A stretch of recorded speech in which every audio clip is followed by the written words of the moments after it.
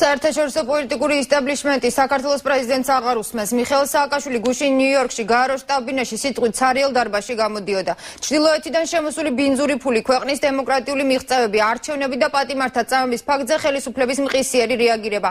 ამ თემებით მსოფლიოს წინაშე თავის მართლება საქართველოს პრეზიდენტს დაცარიელებული დარბაზისა და იქ დარჩენილი მძინარე ადამიანების ფონზე უწევდა.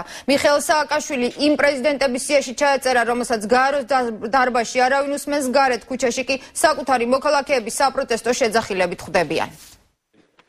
გაეროს გენერალური ასამბლეის სხდომაზე საქართველოს პრეზიდენტს რამდენიმე ქვეყნის წარმომადგენლის და უფრო მეტი ცარიელი სკამის წინაშე მოუწია გამოსვლა.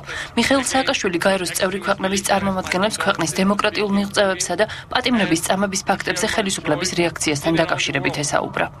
ფაქტები იყო შემაძრწუნებელი და ჩვენი პასუხისმგებლობა ცალსახად ნათელი. ჩვენ სწორედ დემოკრატიული ქვეყნების შესაბამისი რეაგირება მოვახდინეთ. ჩვენ ყველა პასუხისმგებელი პირის იდენტიფიცირება მოვახდინეთ და დავაპატიმრეთ. ორი მინისტრი კი გადადგა. პენიტენციურ სისტემაში განხორციელდა ცვლილება და ახალი საჯელახსოვრების მინისტრი ყოფილი ომბუდსმენია. სწორედ ამ გზით გადავლახეთ შექმნილი სირთულეები.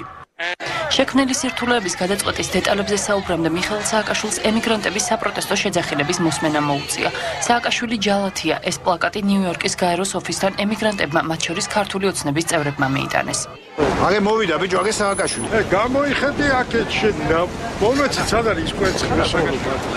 აგე ჯიპში ზის, ჯიპში. აი რო იცოხნება კავეჩი რა.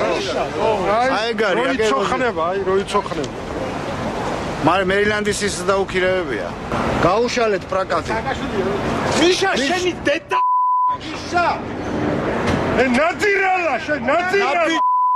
ექსპერტები მიხეილ სააკაშვილის სიტყვას მის ერთ-ერთ ყველაზე სუსტ გამოსვლა დაფასებენ და მიიჩნევენ, რომ ქვეყნის პირველ პირს უმაღლესი ტრიბუნიდან ახალი არაფერი უთქვამს. ეს იყო ორდინარული გამოსვლა, არაფერი გამორჩეული წინა გამოსვლებისაგან და მე ვიტყოდი, რომ სუსტიც კი, იმიტომ რომ ამ შემთხვევაში არ შეინიშნებოდა მის გამოსვლაში რაიმე ესეთი ინიციატივაზე ორიენტირებული რაღაცა მინიშნებები. ცოტა მართალი გითხრათ, შემაშფოთა იმ კაცრმა ტონმა და იმ გაფრთხილების, ასე ვთქვათ, განგაშის იმ დოზამ, რაც აი რუსეთის შესაძლო საფრთხეებთან არის დაკავშირებული.